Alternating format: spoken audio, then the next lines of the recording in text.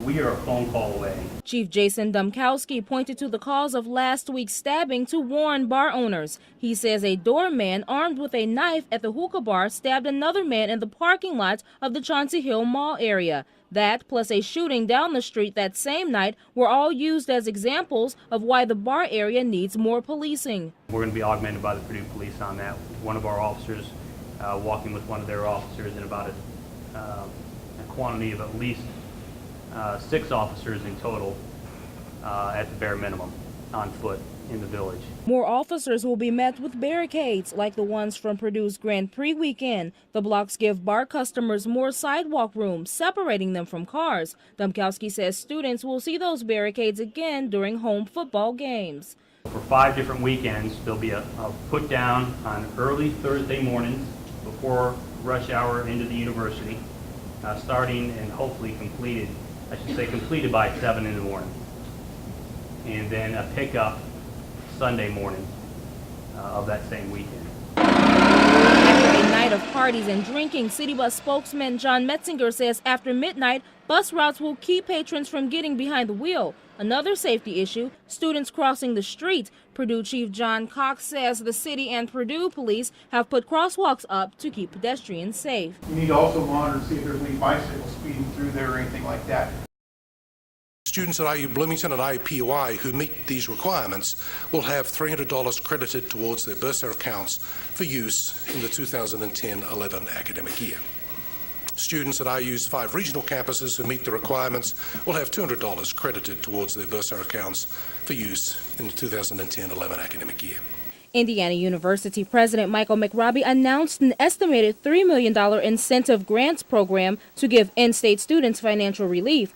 Now the focus is on what Purdue will do to lower college costs. Last Friday at a meeting in Fort Wayne, Senator Luke Kinley, who chairs the Senate Budget Committee, pulled funding from 3 of Purdue's scheduled construction projects because of a spike in tuition and fees. And I felt that meant that they were not paying attention to the issue of affordability, which is, of course, a big concern of the General Assembly and I think all our parents and students out there.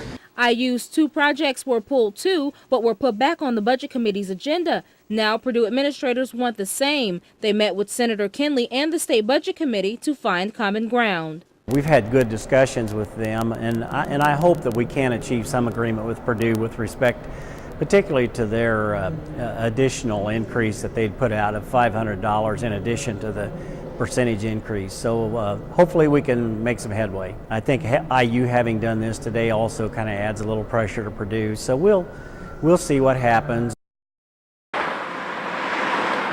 Traffic appears to be flowing along Northwestern Avenue near the Mackey Arena construction site at Purdue University.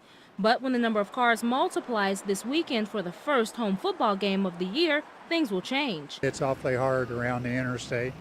43, you can't get off going north.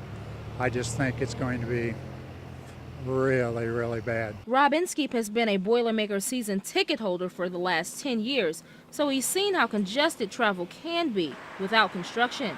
Now, with work going on State Road 26 East and west of campus and State Road 43 North, bumper-to-bumper traffic can't be avoided.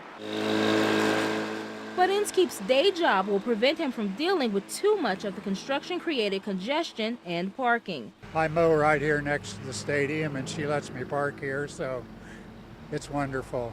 When I get up to leave at the end of the game, I can usually blend right in with traffic and get out, so it's a perfect place to park. But other fans won't be so lucky. Purdue police want southbound fans to avoid exiting on State Road 43 North and take US 231 instead. Lieutenant Kevin Booker says northbound fans will take the detour routes as well. Those that's traveling in from the south, they also see a stationary board along 65 to tell them to get off at 52 and travel into Lafayette to get to the game.